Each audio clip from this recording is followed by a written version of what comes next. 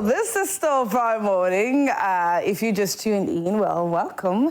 Is this your first time watching Friday Morning? This is Friday Morning and welcome to the family. We hope that you do not go away watching any other channel because this is where we bring you every single thing that you need to know. Lifestyle, entertainment, health, business, sports, what is it? Entertainment, we've got you covered. My name is Asiadua Akumia. You can call me the Golden Girl. It's time for Women in Business. This is a segment that we put the spotlight on women who are doing amazingly well. We give them an opportunity to tell us their story, tell us what motivated them in the various fields that they find themselves. And so if you are a young woman and you are planning on being an entrepreneur, well, this conversation is great for you. So get your pens, notes, notebooks, papers, jotters, what have you, your phones, and get ready to note down very, very important nuggets that will be shared today on Women in Business. Today, my guest, the topic for discussion is all about the urgency of STEM in, educating children. And we know that STEM has been a huge factor here in Ghana for the past few years. It's been a huge contributor to Ghana's educational system. And so we want to take a look at it critically when it comes to children. And so my guest is in the person of Nana Ichansumadu Boateng, and she is the co-founder of ASUSTEM Robotics Academy. She's here to tell us all about it. The motivation behind her, the motivation behind the academy, how the academy is doing, and every single thing that you need to know when it comes to being an entrepreneur and also a woman. So get ready and learn. Good morning, Nana. Good morning. How are you? I'm doing well. Yourself? I'm doing fine. Are you okay? Are you fine? Give me some. Yeah. Yeah, okay? You're good? Okay. Yeah, I'm good. There we go. How was the weekend?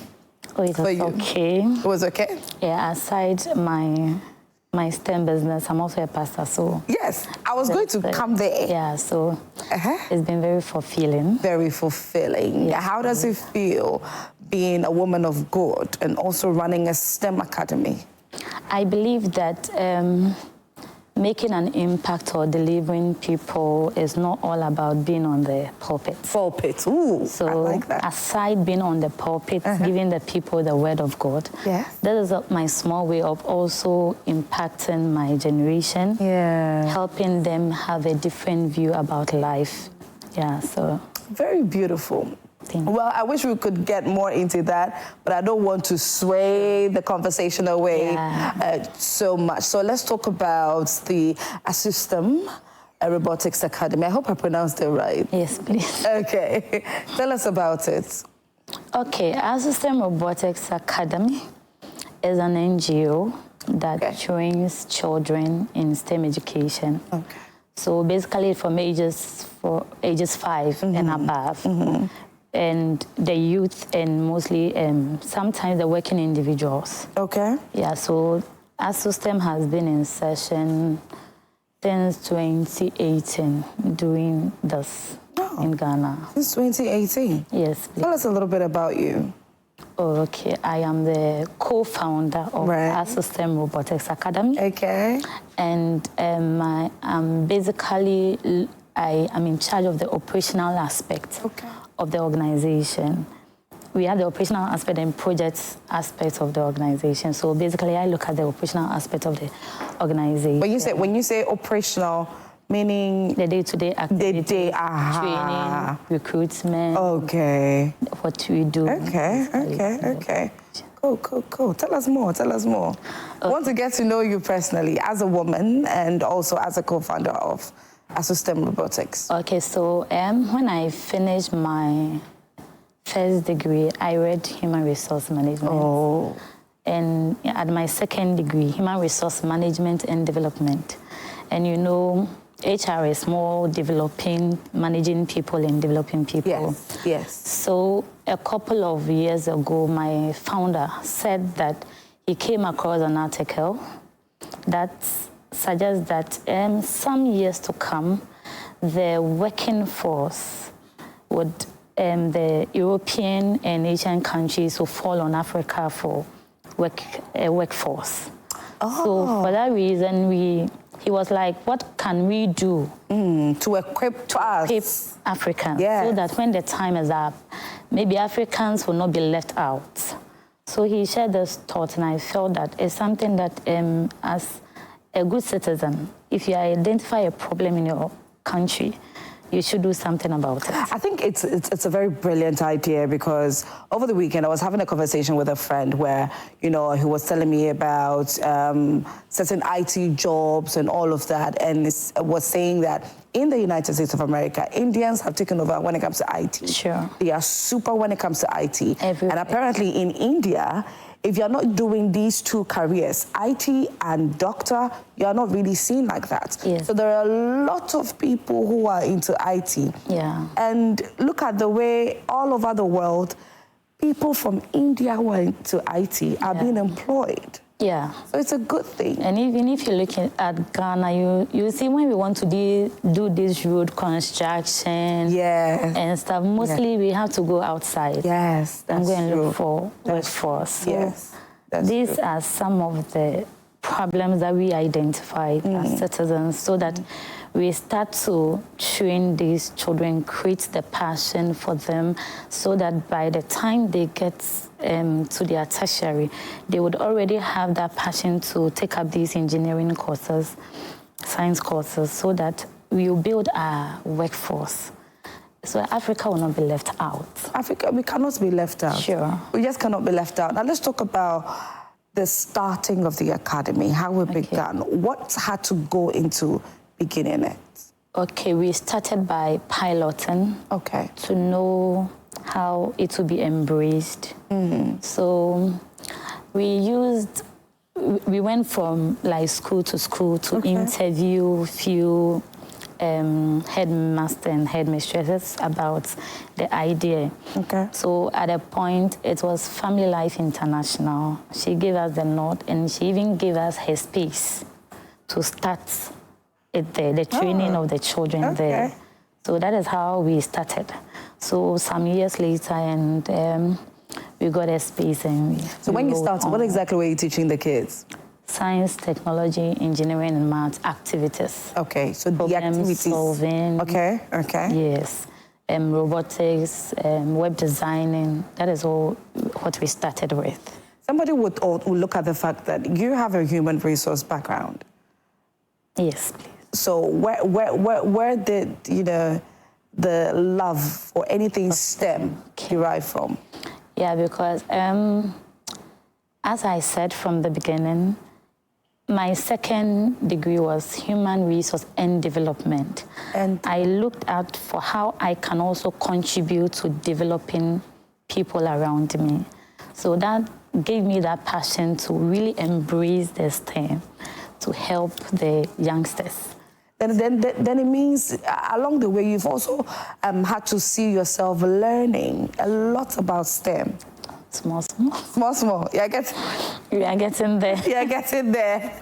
Let's talk about the vision and the mission of the school. Okay. Yeah. As STEM is basically to inspire young minds and developing creative thinkers. And our mission is to prepare these youngsters so that in the near future, when there is any opening for job opportunities, these children can fit in to that space. And you know, science, technology, engineering, and mathematics is a new thing on the block.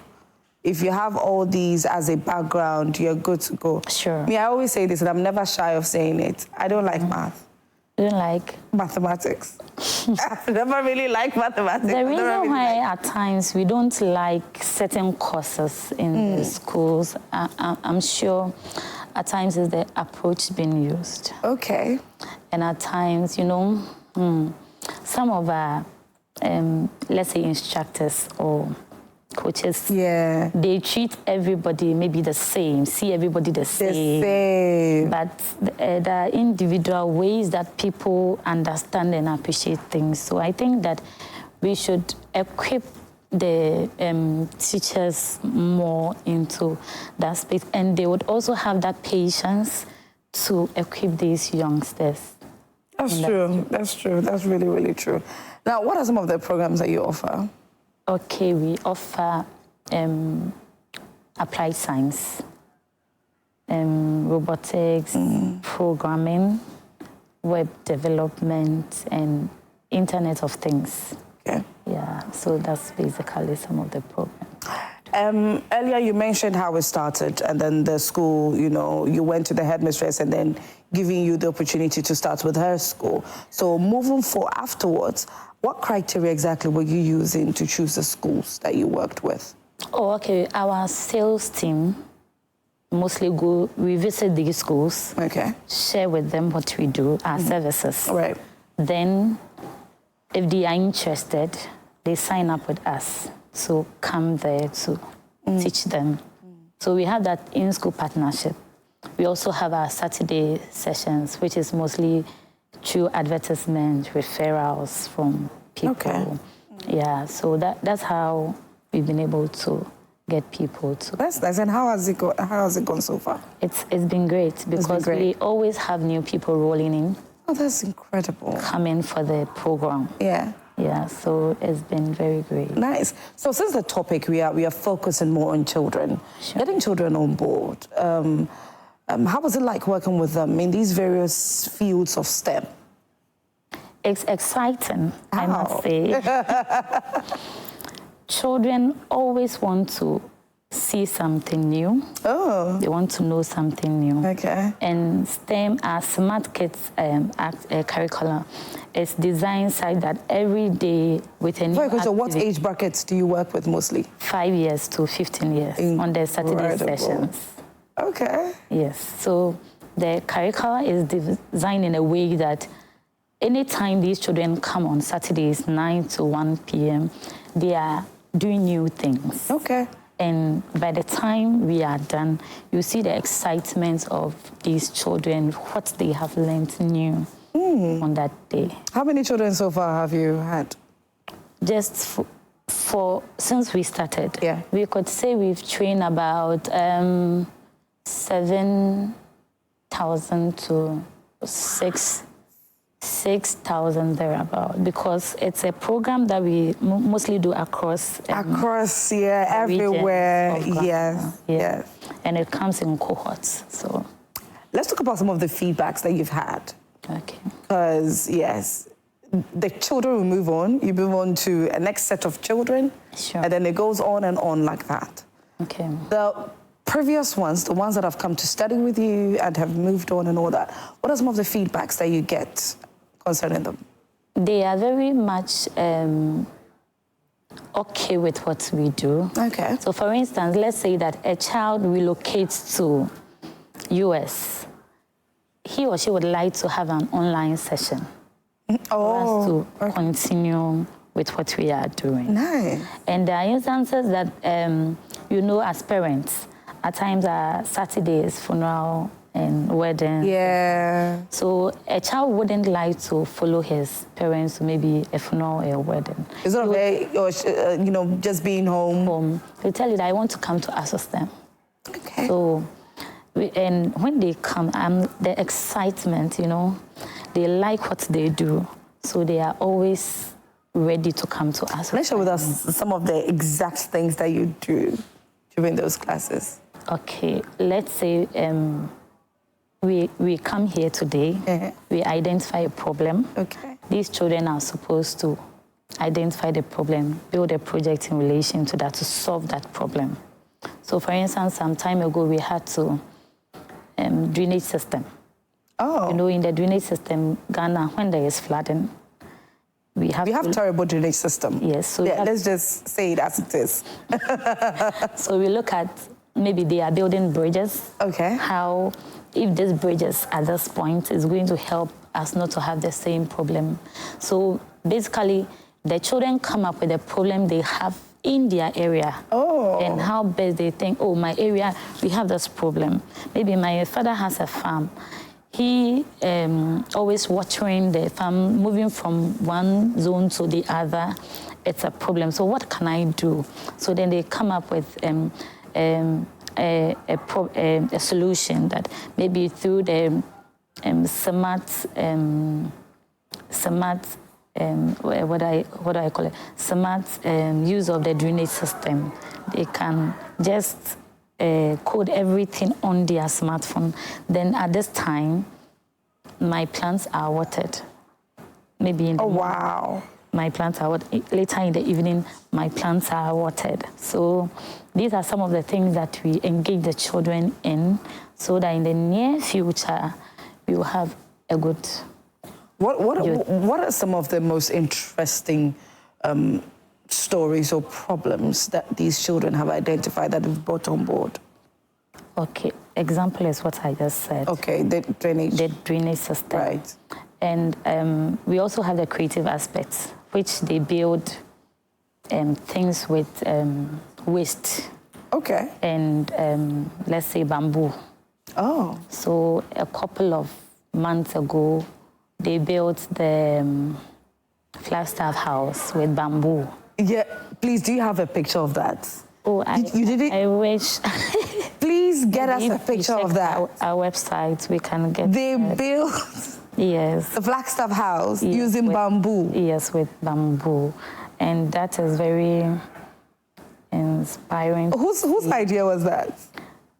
We have creative aspects of the STEM. Yeah. So our creative tutor came up with that. Okay. That this is what the children have to do. Okay.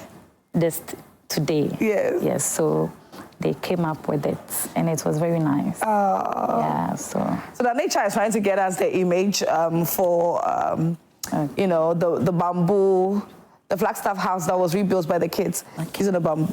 Oh my God. Yeah. So. I wish.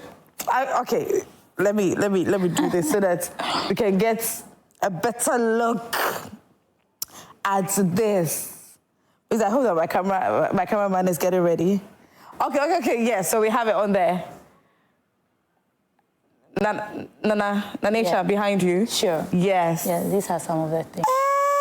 We use the bamboo too. The bamboo. That's what the stadium? Yes. Right. Okay. Yeah, then that's the smart house, that everything is automated. Smart house. Like you enter is automated. Everything in there, the lighting is all automated. So you know, sometimes when I think about these sort of things, it's beautiful. It's incredible. Sure. It looks like technology is making things easy for us. Sure. It's advancing. But have you also sat down to look at the fact that one or the other is also making us very, very lazy in a certain way? To some extent, right? To some extent. For instance, using the ChatGPT. Yeah. Do everything. Everything. Yeah. I mean, this automated house, I love it. It's beautiful. It looks very, very nice. Yeah. Imagine you live in a home where the moment you enter, you press a remote, door opens for you. You don't have to draw the curtains using your hands. Yeah. You use a remote to draw the curtains. You use a remote to put on the lights. You don't do anything. All you have to do is, I think, before I realize, we are getting robots to cook for us and all. Oh, I think it's somewhere in China or something like that. It will be in Ghana, I think, very soon. Very soon. Yes, because I think I visited one restaurant some time ago, and the waiter was a robot. The waiter was a robot? It was a robot that came to serve. So I think the way things are going, that is the future. So we have to prepare to embrace. And we would end up no more needing human labor. It will take a human being to code. To operate all these. So one or the other. And that is the reason you still need IT. Yes, please. I think at this point I'm going to end up learning I'm going to have some IT classes here and there. Maybe I'll get enrolled at ASUSTEM so I can have certain things on my fingertips. I'm here with Nanesha, and she's the co-founder of ASUSTEM Robotics Academy. And it's all about the urgency, you know, with STEM. In education in children. That is the conversation for today.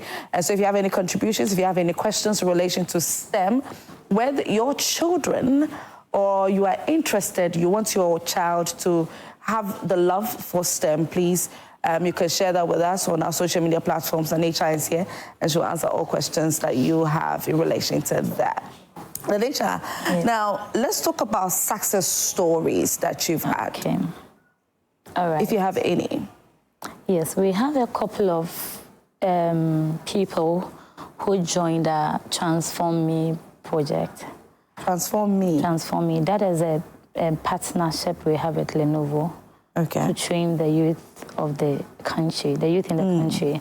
So we have people that came on board, beneficiaries that after the training, some of them gain employment. So it has also helped some in their working space. Okay. Yeah, so these are some of the success stories, and we track them to know if what they learned, they are really applying. Applying it. So we are happy to hear of a few that did not end there. Yeah. But they are still with the program. Oh, the future is very huge and bright.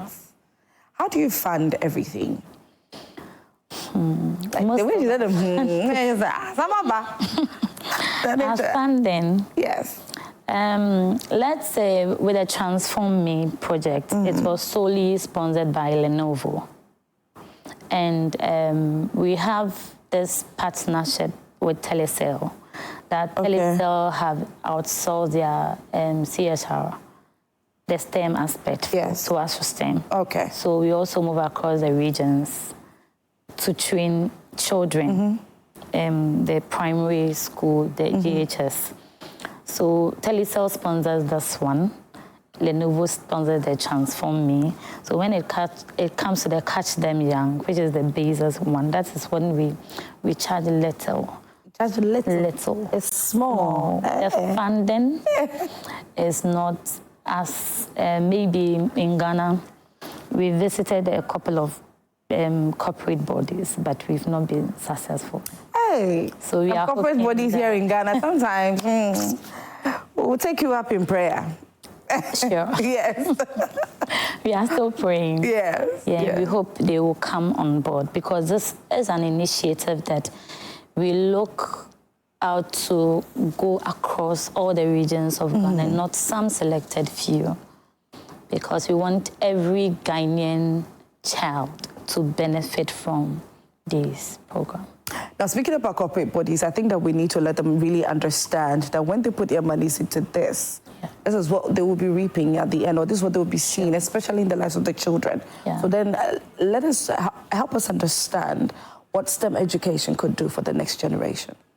STEM education will go a long way to impact our country. Okay. Because, for instance, if you take the Telecel company, if these children are not prepared, a time would come that there will be nobody to occupy these positions. That's true. That is there. So this is an avenue. And then we'll have to bring foreigners to come in. To come in, opportunities. Yeah. But we don't want the case that every time we need to bring foreigners to the country to come and take up certain positions. At times it's so sad that you go to an organization and the top technological positions. It's occupied by white people. You get it. So we are trying to prepare these youngsters so that in the near future, every Ghanaian child can stand a privilege to occupy such position. For a young boy or girl who is looking at pursuing science, tech or engineering, what advice would you give them?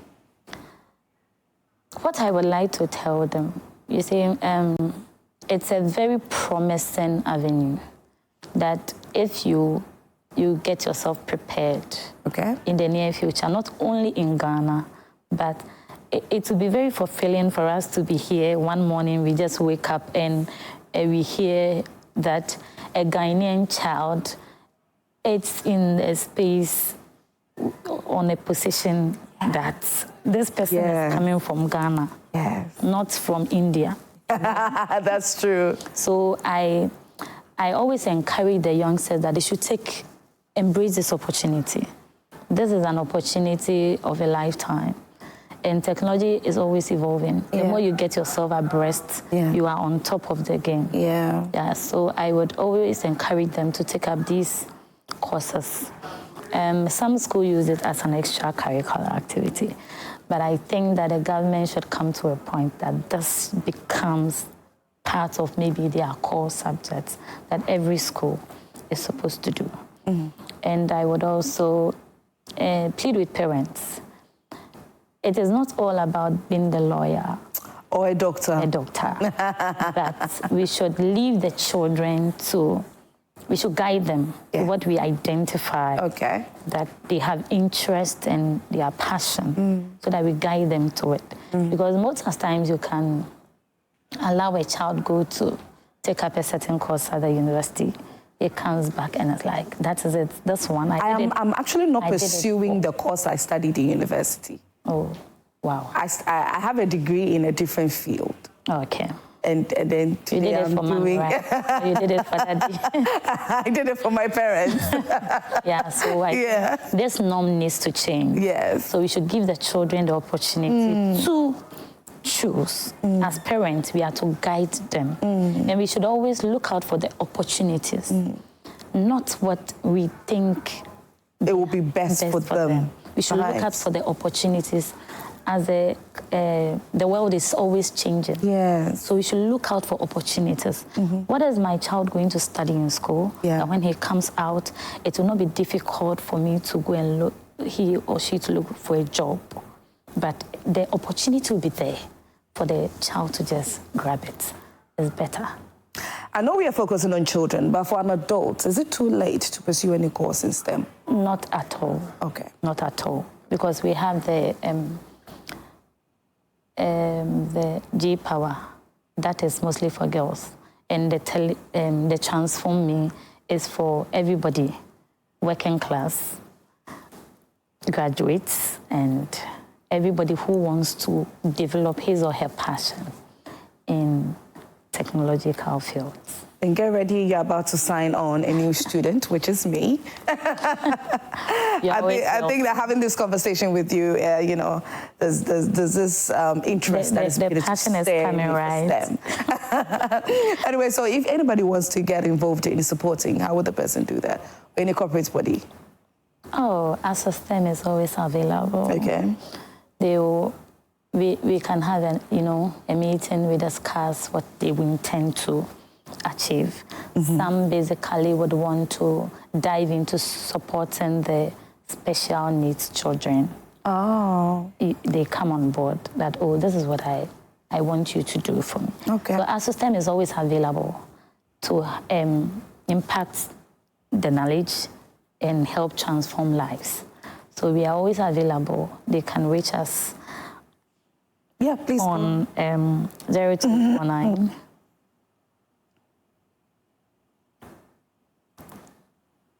Okay. through our website too. Yeah. And they can reach us on 0246 496099.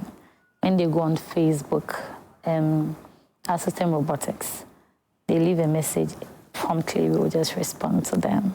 Sweet. Anisha, before you go, what would be your final submission on this topic? Is there any advice that you want to throw out there to anybody at all? Yeah, I want to tell parents, corporate bodies, everyone in Ghana that STEM is the order of the day. STEM is the future. So everyone should embrace STEM education. They should encourage their youngsters to enroll in some of these courses, which will go a long way to help them as they grow in their working space.